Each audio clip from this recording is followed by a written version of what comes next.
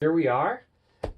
This is State Representative Jonathan Singer coming to you from Volunteers Home, as always. Last episode, you got to hear a little bit from one of our volunteers who's been helping out with progressive causes really for over the last decade. But now we're going to get a little issues focused. There's a lot of information that you've misheard about on Amendment 73. This is our education constitutional amendment to fix the nearly $1 billion hole we have in our K through 12 funding system right now. And I'm joined by one of the illustrious volunteers from Grassroots St. Vrain. So why don't you introduce yourself to the glowing viewing audience today, and tell us a little bit about why you got involved with Grassroots St. Vrain. Okay, thank you, Jonathan. Yes, I'm one of the co-founders of Grassroots St. Vrain. We started in 2008. That year we became active because our school district had cut 85 teaching positions. So we got involved in trying to help fix that, and we worked to help pass the first mill levy override in our school district. Me getting involved in that goes back 3 years prior to when my daughter started school, and I went to a meeting and learned how our schools were actually financed, and realized that I had been making really big decisions with my husband, like where to purchase a home based on an incorrect understanding of how that worked. So to me, it's really important for people to understand the school funding system in Colorado, how it works, so that they can make informed decisions at the ballot. And it's not so important to me that they vote one way or the other, but just that they do so from an informed perspective. And that's what Grassroots St. Vrain is about. Knowledge is power. Yes. So, and you've been a big part of that. So we appreciate that. So Amendment 73, it's really complicated, actually, right? It's got constitutional provisions, it's got statutory provisions. There's a lot of misinformation out there about which part does what. We had to actually take notes and take a look at this. But when we talk about the constitutional changes, why are there so many different parts to this?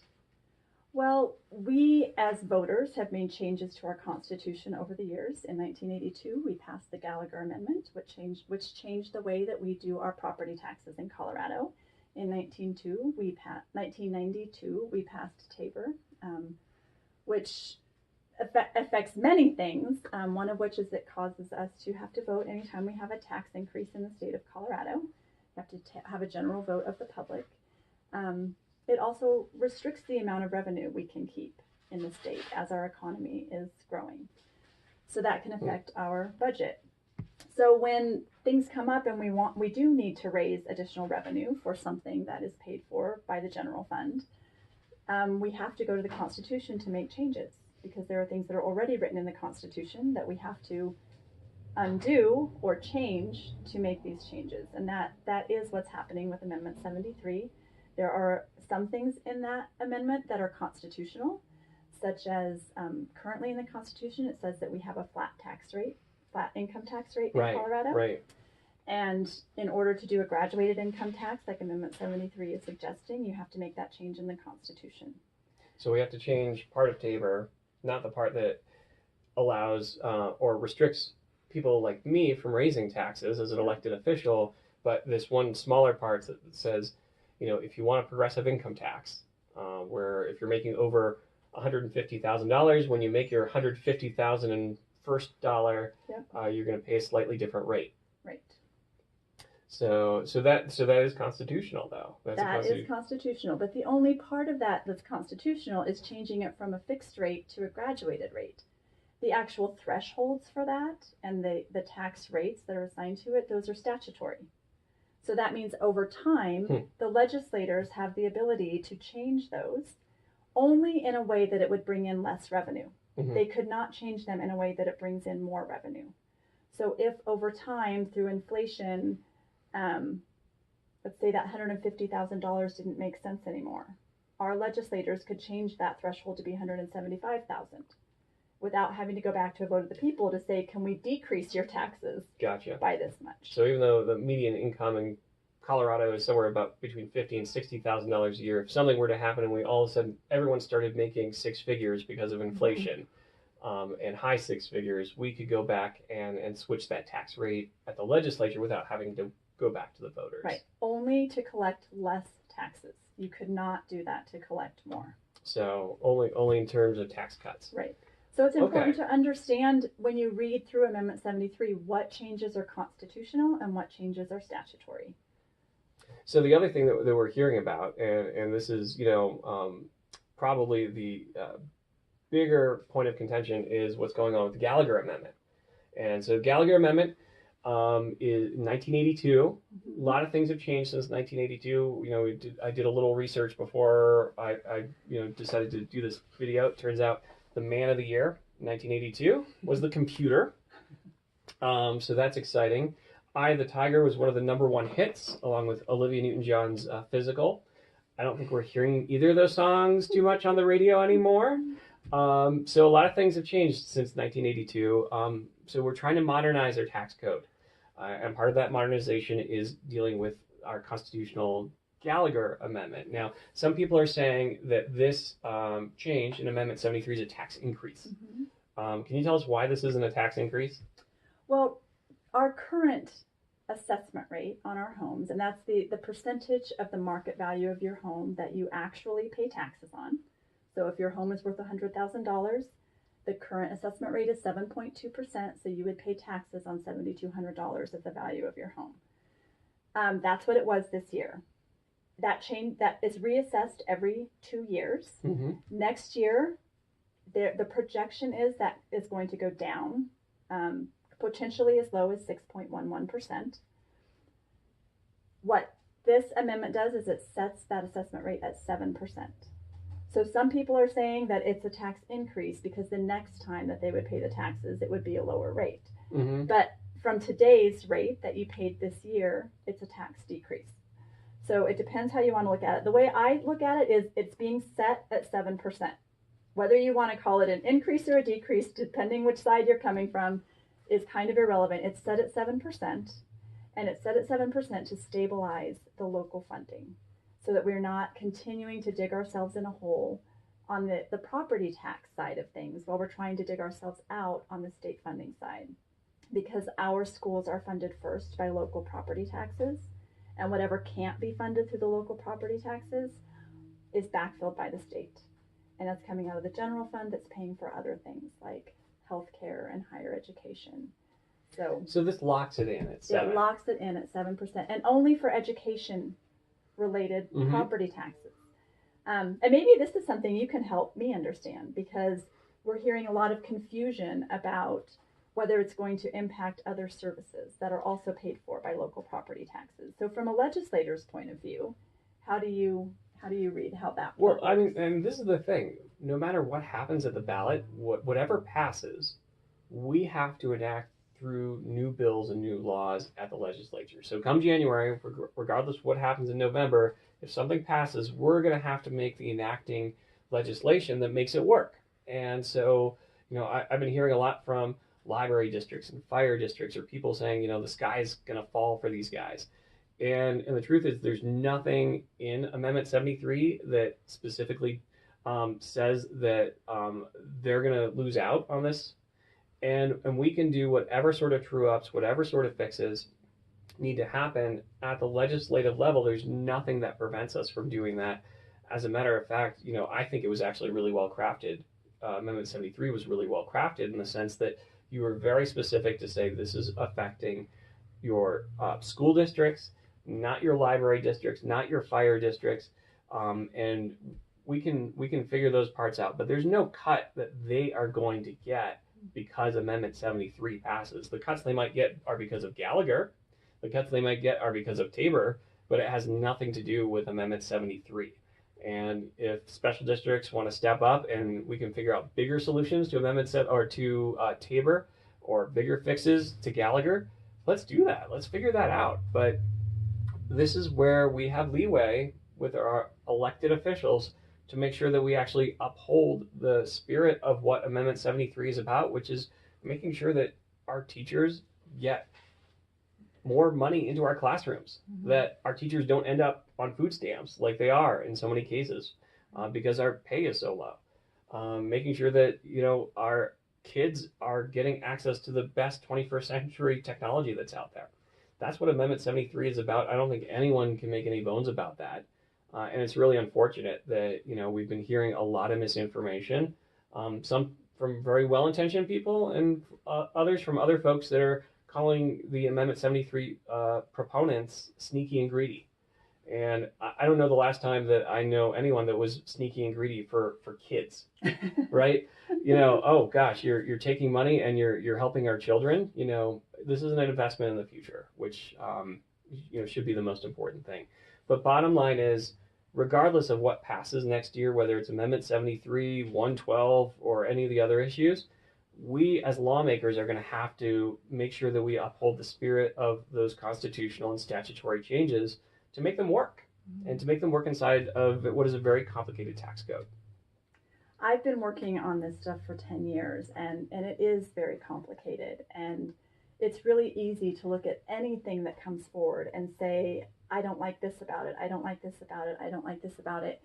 But I really feel like you have to look at the big picture, and those things that you don't like about it, are they things that make it so we should just stop this in the water right now, or are they things that we can work with and move forward?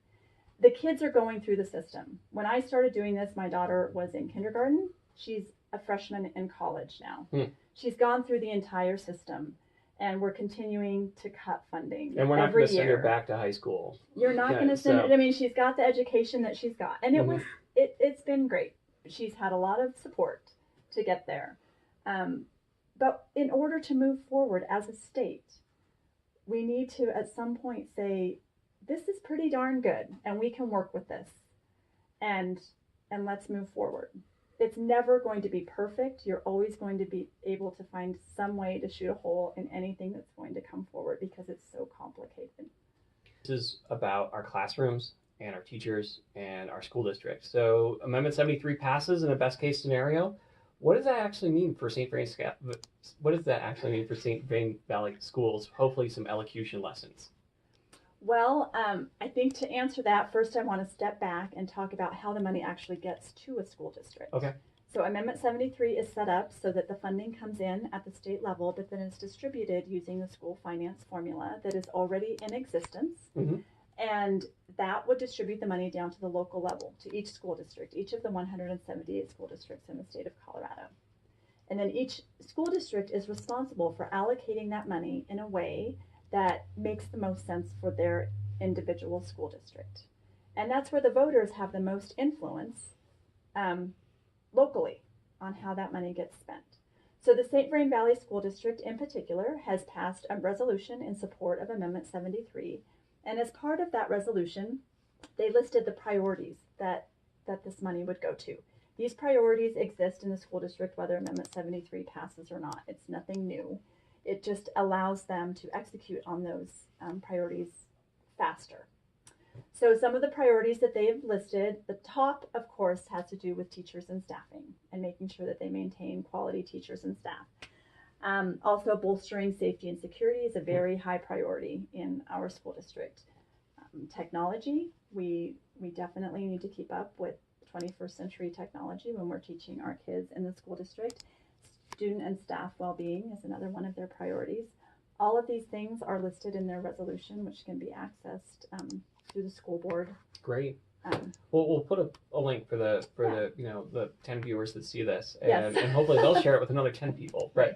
But basically what you're saying is there's already a bipartisan school funding formula, and the money's going to get parsed out that way to our school districts, and then it's our elected school board members, the people that are most close to our teachers and parents and students, that are going to be making those decisions about what those priorities are. And in full transparency, St. Vrain Schools took another step and said, guess what, voters, if you do this, we're going to make sure that our teachers might be able to one day afford a place to live in the same city that they teach. And then we're going to start making sure that our kids are ready for a 21st century economy by investing in technology. And we're going to take school safety seriously, and that means not only making sure that our schools are safe and secure, but the mental health of our kids is bolstered. And so, I mean, those sound like all really good things, but viewers can go look and make up their own mind for themselves on that. And a lot of this is continuing to do this, what we've already been doing, continuing to do it going forward, right? Not to say that our schools aren't safe today, but what can we do to continue to make them safe going forward and continue to make sure that our teachers stay in the St. Vrain Valley School District. Yeah, we have a pretty incredible school district as it is, and you know, if you've got a winning team, this isn't the time that you want to stop putting you know, the best supports behind those winning They're teammates. worth investing in and continuing to invest in. And it's a lot less expensive to fund a statewide fix to this challenge than it is to continue to pass local mill levy overrides. That's a very expensive way to fund our local schools. So do you think actually we'll see less mill levy overrides, less things coming from our local school districts to put another thing on the ballot to say, hey, you know, taxpayers, will you increase taxes again and again? Do you think that this will kind of even that out? I would anticipate that there would be a change in that. If you look just at St. Vrain, the 2 mill levy overrides that we've passed this year, they're bringing in $44 million. This increase through Amendment 73 would bring an additional $50.7 million to the St. Vrain Valley School District. That's 2 mill levy overrides that you wouldn't need, right, going forward. And I think from the perspective, bonds are something that we have to pass locally. That's right. The only way that we can build our schools. So if you're not competing with the mill levy overrides for operating money, it's going to make it easier to pass our bonds that we need to build our schools so we have room for the kids as our population increases in the state. So I do think that there would be less demand for mill levy overrides in school districts if this were to pass. So I just want to make sure, review for our viewing audience here today. We talked about how this stabilizes the property tax rates. It, at the same time, doesn't affect our special districts in any way that they wouldn't already be affected.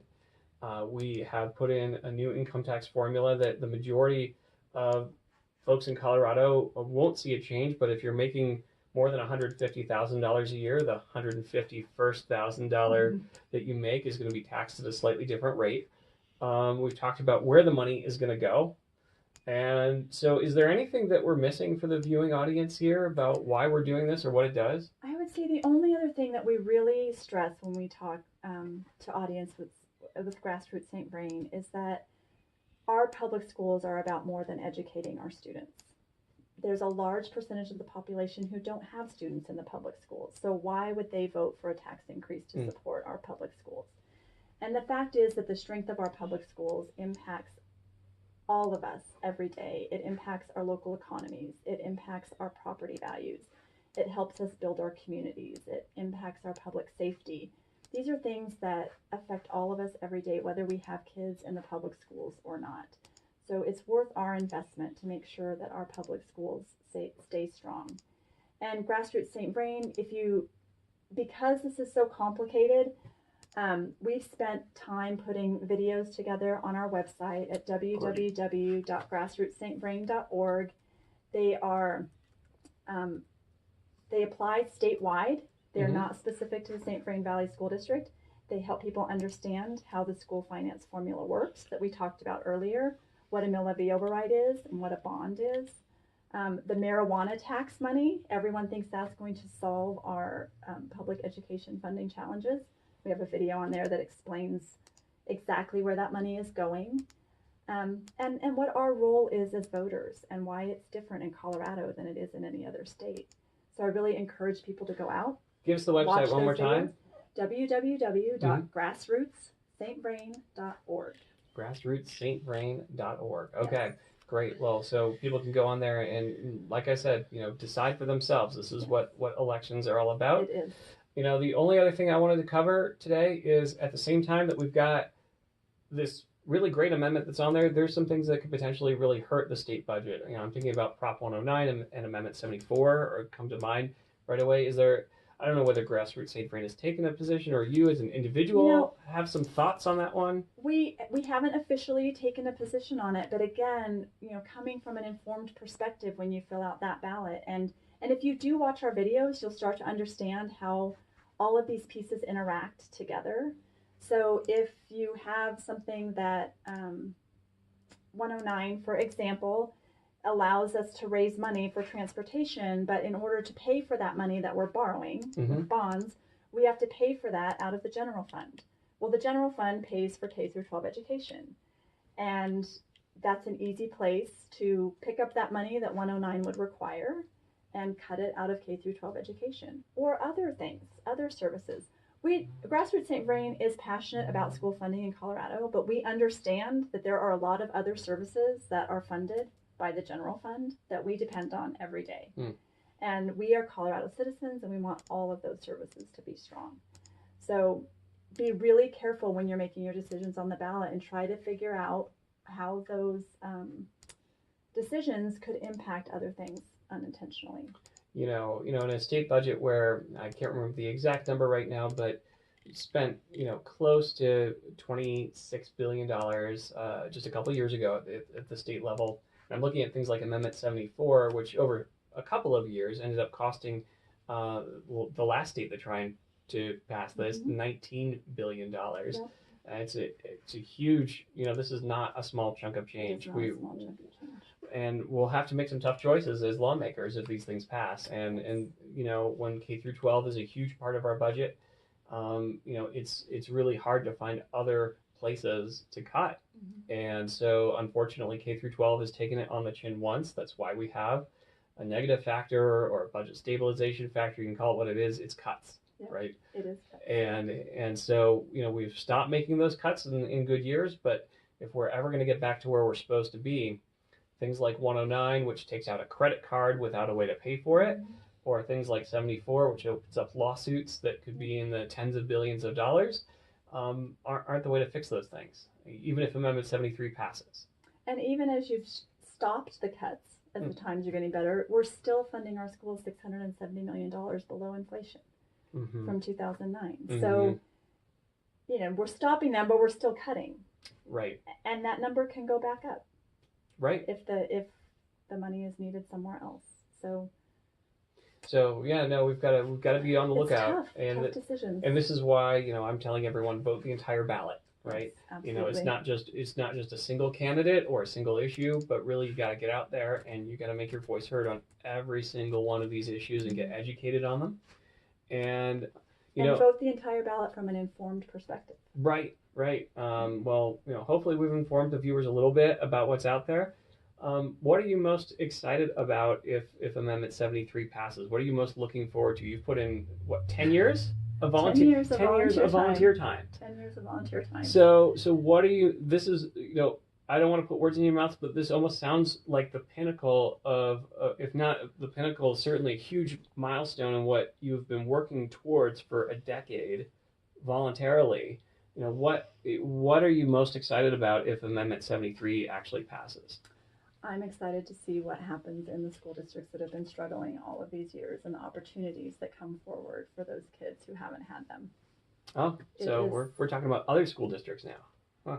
That's great. What? It's the whole picture, right? It's Colorado. We're Coloradans. I'm not a St. Vrain Valley School District, Right. I was born and raised in Colorado. I went through the public school system in Colorado at the point where we were funding it well. And my kids went through the system at the point where we're funding it at the lowest. So I'm looking forward to that change going forward. What a great way to end it. We're Coloradans first. We are Coloradans first. And that's what this is about. So thank you for your time. I really appreciate it. Thanks, Jonathan. I appreciate it. We'll see you November 6th, hopefully sooner. Yes. Perfect.